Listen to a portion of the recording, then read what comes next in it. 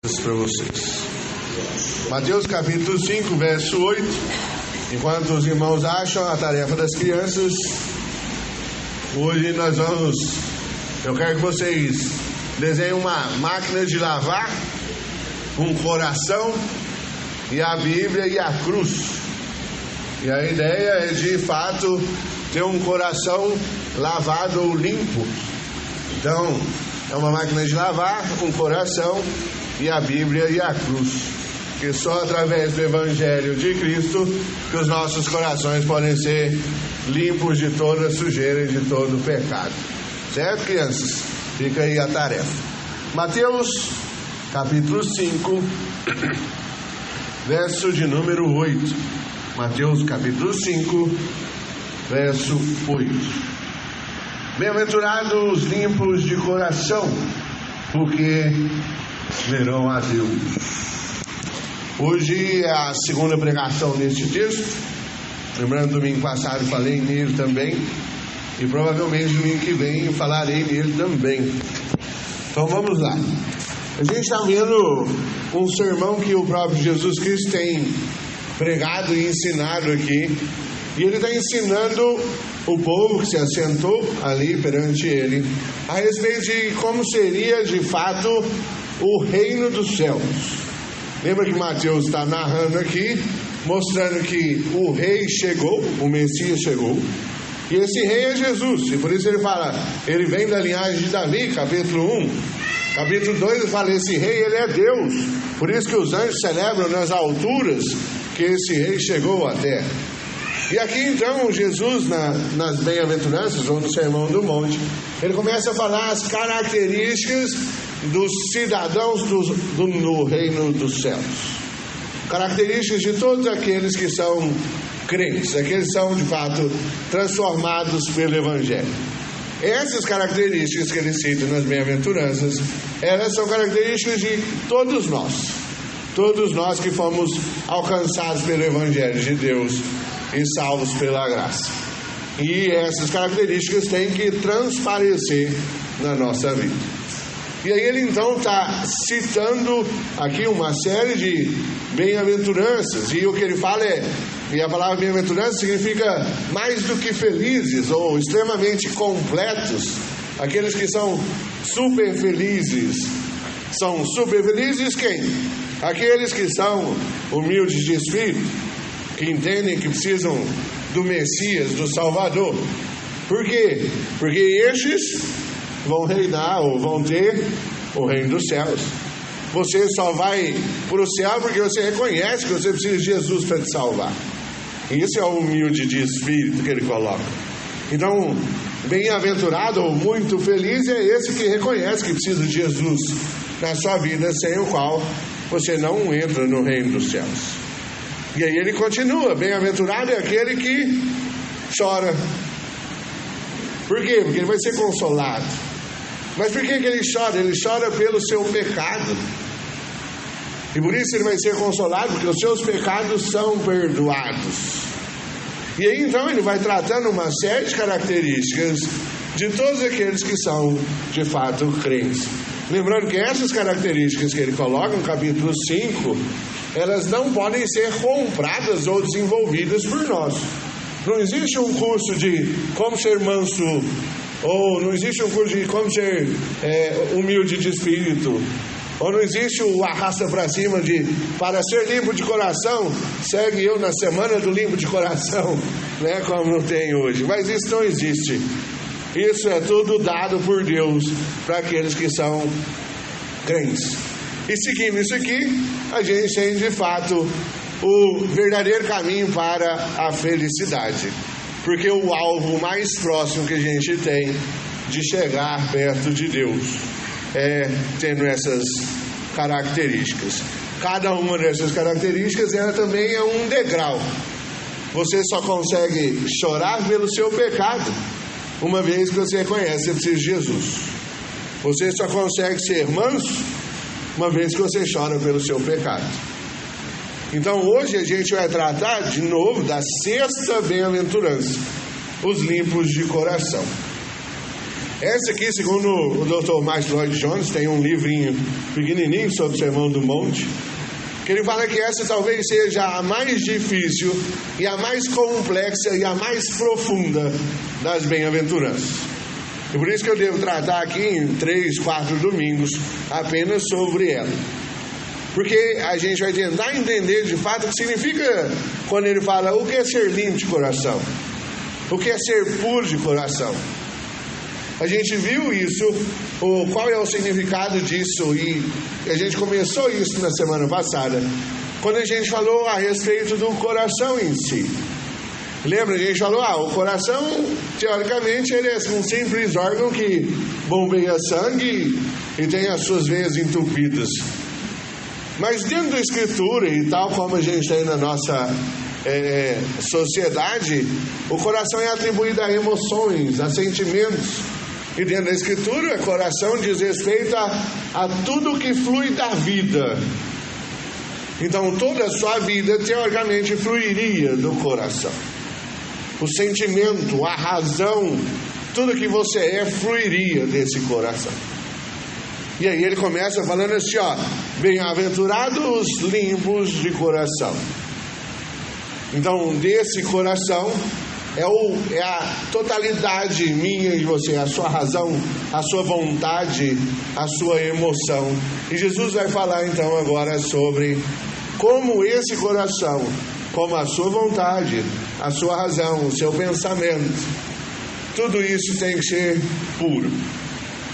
Perceba que ele não começa falando simplesmente bem-aventurado aqueles que são puros, ou bem-aventurado aqueles que são santos, porque isso podia denotar simplesmente uma aparência externa. Bem-aventurado aqueles que são limpos, mas se você tomou banho, está limpo, não? E se você olha para o tempo de Mateus aqui, do tempo de Jesus, a gente tinha de fato característica de um povo que se declaravam ser puros, santos e limpos, que eram os fariseus. Eles seguiam a lei, eles obedeciam a Deus. Eles iam na igreja, davam o dízimo e jejuavam. E aí perceba que Jesus está falando, não é essa aparência externa que vale. Essa aparência externa não serve para nada. Ele é bem claro em deixar, ele acrescenta limpeza de coração, pureza de coração. Provérbios capítulo 4, verso 23, diz assim: sobre tudo que se deve guardar, guarda o coração, porque dele procedem as fontes da vida. E a ideia aqui, tanto quando Salomão coloca isso em Provérbios, é que a ideia é que eu e você temos que tomar cuidado com as coisas que estão ao nosso redor, porque elas de fato tomam o nosso coração muito rápido. E quando ela toma o nosso coração, para você se desviar dos caminhos do Senhor é extremamente fácil. Já contei aqui uma história de uma família que desejava muito ter uma chácara na beira do rio Araguaia. E era o sonho deles ter uma chacrinha na beira do rio Araguaia. E oravam para que Deus desse a chacrinha. E assim que eles conseguiram a chacrinha, eles nunca mais voltaram à igreja. E por quê? Porque eles iam no final de semana para a chacrinha. E ao invés de sair mais cedo para voltar ao culto em tempo hábil, nunca dava tempo. Porque sempre tinha alguma coisa na chacrinha. E o resultado é que aquela chacrinha que antes era para ser bênção, se tornou o ídolo deles. Se tornou o Deus deles. De maneira que eles adoram a chácara e não mais Deus. As coisas que vêm, elas podem ser boas, mas dependendo da forma como nós lidamos com elas, elas podem tomar nosso coração muito rápido. De maneira que a gente nem percebe, e quando a gente vê, o nosso coração inteiro já foi tomado. Mateus está escrevendo aqui para os judeus e para os fariseus que conheciam a questão do que era ser puro, do que era ser limpo. Lembra que no Antigo Testamento eles têm uma série de leis a respeito da limpeza, dos sacrifícios, de como tudo deveria ser feito nos padrões exatos que Deus tinha mandado.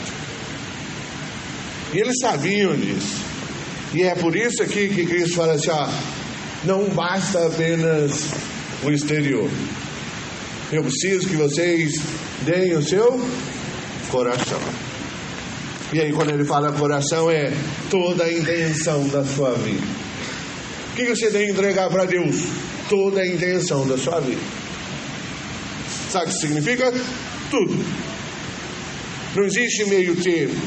Eu não posso entregar certas partes da minha vida a Deus e outras partes eu ficar no controle. Ou você entrega tudo a Deus, ou você não entregou nada a Deus. Não existe meio termo nisso. Não existe 50% crente. Não existe 99% crente e 1% descrente. Ou é 100% de Cristo, ou é do diabo. Porque um pecado basta para te condenar ao inferno. Abre comigo aí em Mateus, ainda, capítulo 23. Avança alguns capítulos. Mateus 23, verso 25 em diante.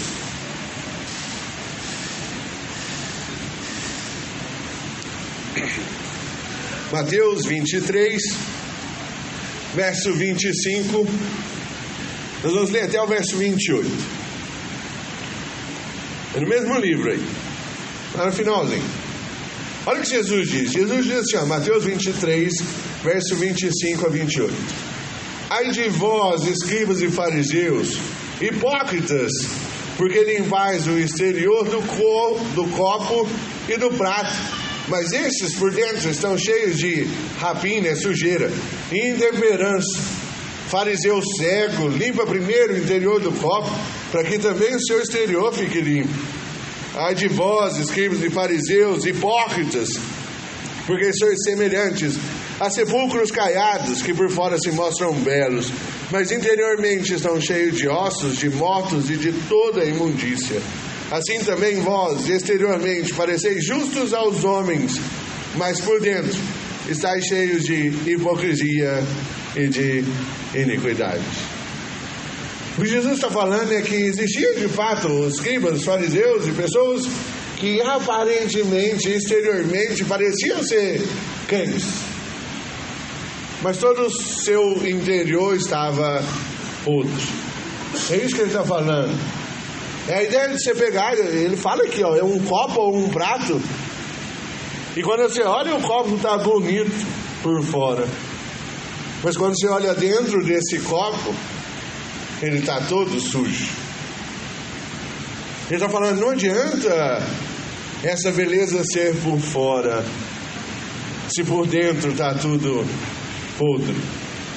E aí ele cita sepulcros caiados, que diz respeito a túmulos. Sabe aqueles túmulos bonitos?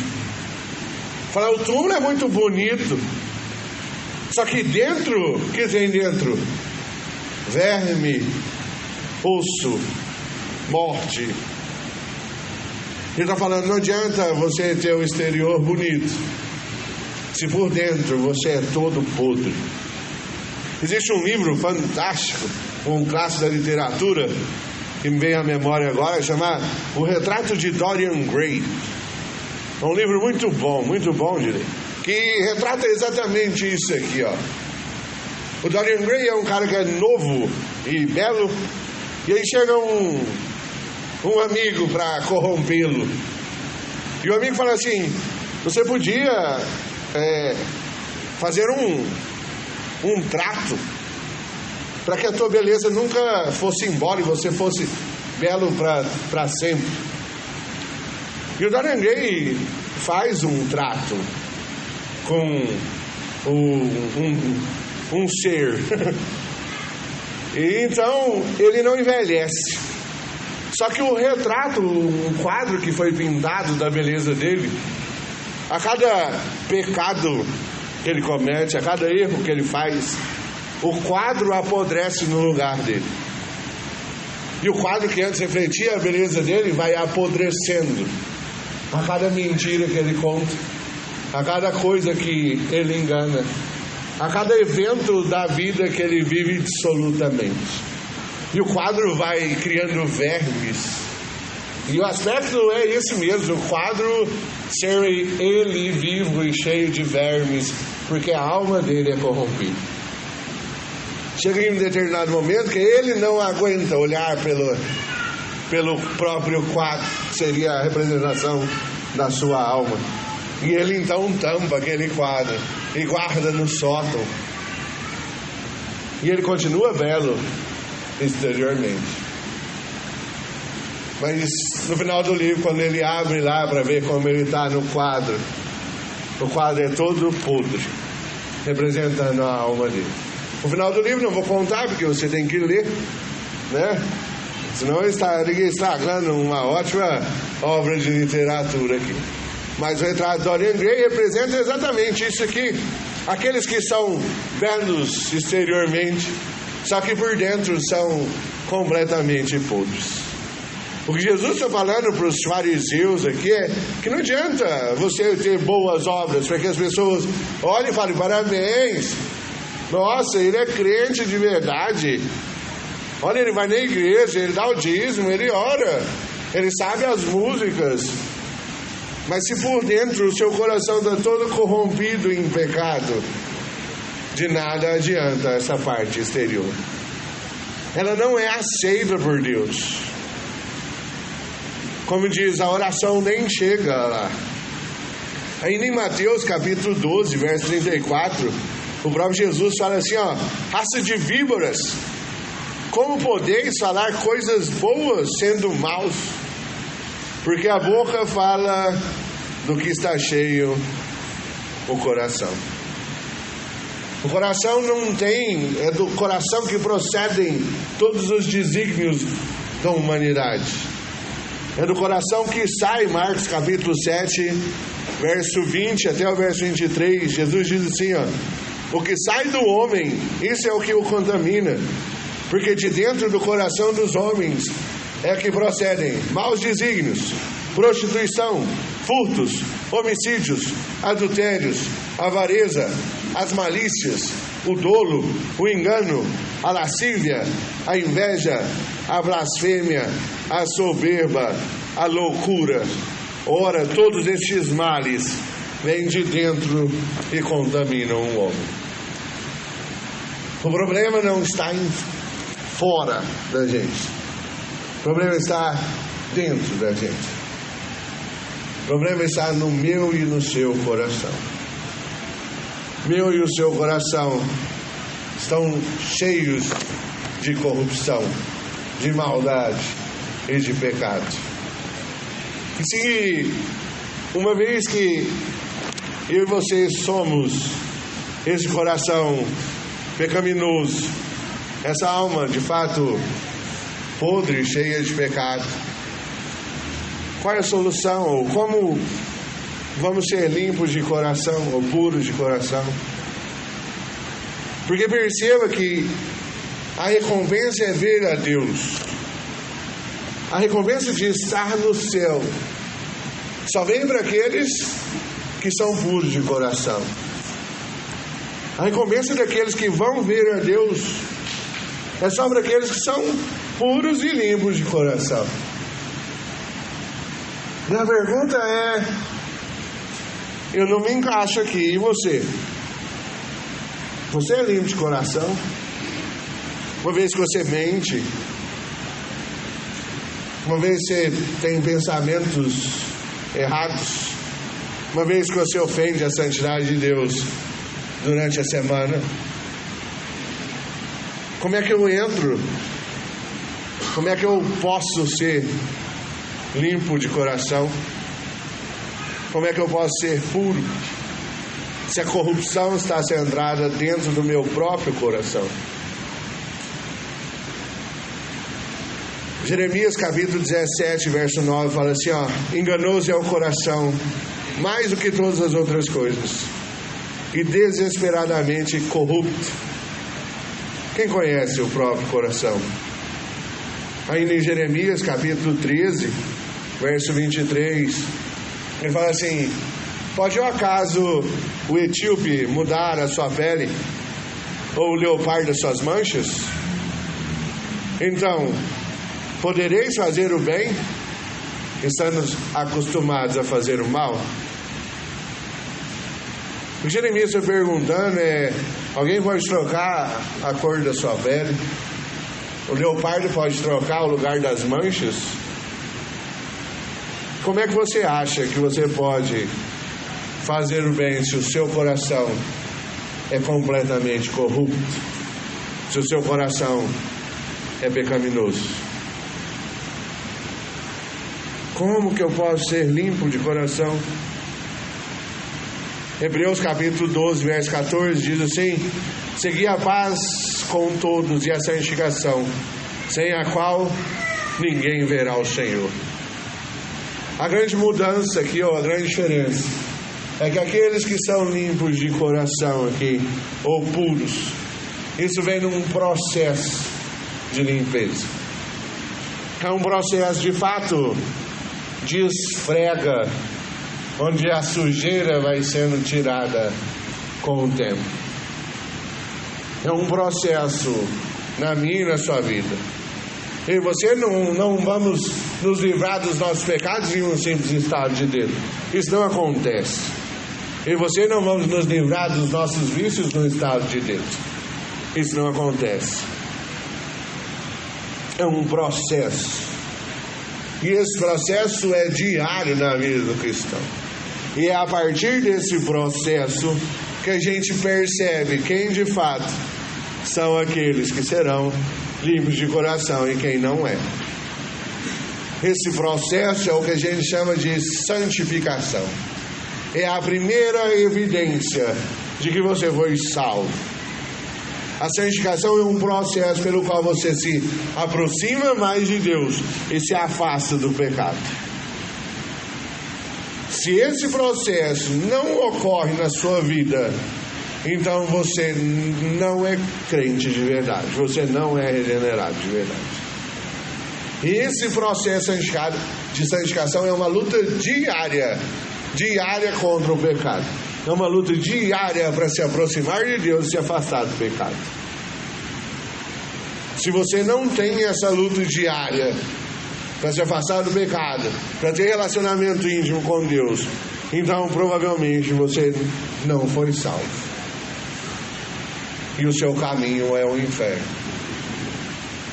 A salvação, ela vem de Deus para nós, mas a santificação é um primeiro processo pelo qual o nosso coração vai sendo restaurado por Deus.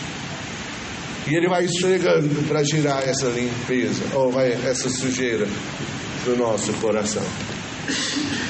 De maneira que a cada dia, eu e você estamos mais limpos que o dia anterior. Que a cada dia eu tenho que estar mais próximo a Deus e mais afastado do pecado. 1 Tessalonicenses capítulo 4, versos 3 e 4 diz assim: pois esta é a vontade de Deus, a vossa santificação, que vos abstenhais da prostituição e que cada um de vós saiba possuir o próprio corpo em santificação e honra.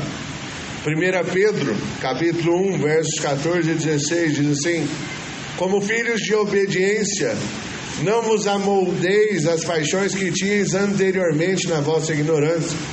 Pelo contrário, segundo a santo aquele que vos chamou, tornai-vos santos também vós mesmos em todo o vosso procedimento, porque escrito está: sede santos, porque eu sou santo. Vários textos das Escrituras vão sempre apontar para isso. E você tem que viver uma vida de santidade, porque aquele que escolheu você viveu uma vida de santidade. Porque aquele que te salvou viveu uma vida sem erros. E eu e você temos que viver essa vida. Lembra, eu e você só vamos responder em obediência a Deus. Eu e você só vamos cumprir os mandamentos, obedecer o que Deus fala, se Deus nos atingir com a sua graça. Se eu e você não estamos obedecendo a Deus, Se a gente vive no pecado e não em relacionamento com Deus, então a gente está no caminho errado. Talvez você não é limpo de coração. Talvez você é só limpo externamente. Talvez você é só um sepulcro caiado, um túmulo bonito, mas por dentro está morto, está podre, como o quadro de Dorian Gray, cheio de vermes. A sua alma está sendo consumida pelo pecado. E aí o que você faz? Tampa, para não ver, porque acha que aquilo não vai fazer diferença. Mas no final dos tempos, aquela alma que é podre vai ser condenada. Mateus capítulo 15, verso 7 até o verso 9. Jesus fala assim: hipócritas, bem profetizou Isaías ao vosso respeito, dizendo: este povo honra-me com lábios, mas o seu coração está longe de mim. Em vão me adoram, ensinando doutrinas que são preceitos de homem.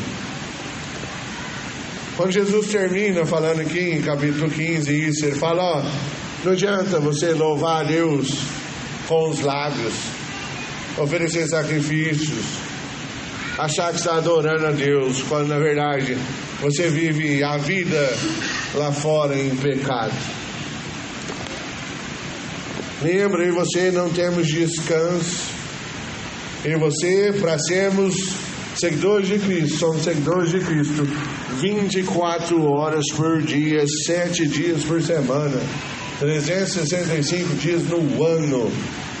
Não tem folga do cristianismo. Não existe descanso para ser cristão. Não existe. Quem fala, não, você pode vir só no domingo, não está lendo a Bíblia. Não existe descanso para ser cristão. É o tempo inteiro. A palavra que ele usa aqui para limpeza, ou limpo de coração, ou pureza, diz respeito a um processo para refinar o ouro, onde a alta temperatura é colocada, e através daquela alta temperatura os metais que são misturados vão embora e o ouro se torna mais puro. O processo para limpeza é que não há mais mistura dentro de você. Não existe sujeira dentro de você. Você não está misturado com o mundo mais. Você foi fervido e aquecido para ser purificado. E da mesma maneira que o ouro passa pelo processo de purificação em altas temperaturas, eu e você também passamos por esse processo. É o processo de santificação. E isso é necessário, porque a santificação é o que vai fazer com que vejamos a Deus. Sem ser santo, não tem como entrar no céu.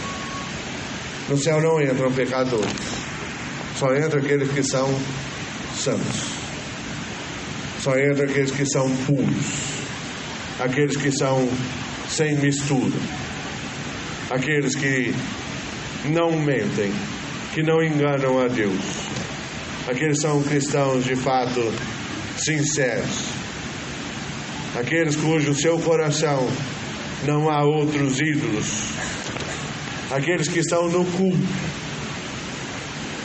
com o pensamento único e exclusivo em adorar a Deus. Não quando vem no culto para ver o coleguinha, ou porque tem chazinho e comida, ou por qualquer outro motivo. Se você vem no culto com um pensamento em outra coisa que não seja adorar a Deus, está errado. Esse é um processo necessário na vida de cada um de nós.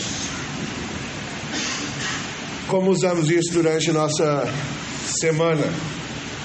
Primeiro, uma vez que a gente entende que mais do que felizes são esses que têm esse processo de santificação acontecendo na sua vida. Então eu e você durante a semana temos que ter um processo de nos apegarmos mais a Deus e de nos afastarmos do pecado. E você tem que buscar um relacionamento sincero com Deus cada vez mais. E ao buscar esse relacionamento sincero com Deus, a gente tem que ser satisfeito nisso. Isso significa que quando você vai ler a Bíblia e orar, aquilo tem que te dar prazer. E não comentários como trem chato, esse negócio de Bíblia.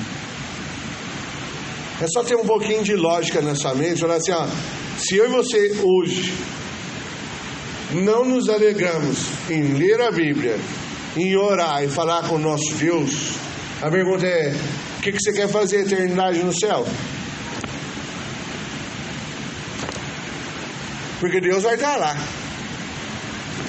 E é a palavra dele que vai estar lá também. O que você está querendo fazer lá? Se você não quer ter relacionamento com ele aqui. Não tem nada que fazer lá.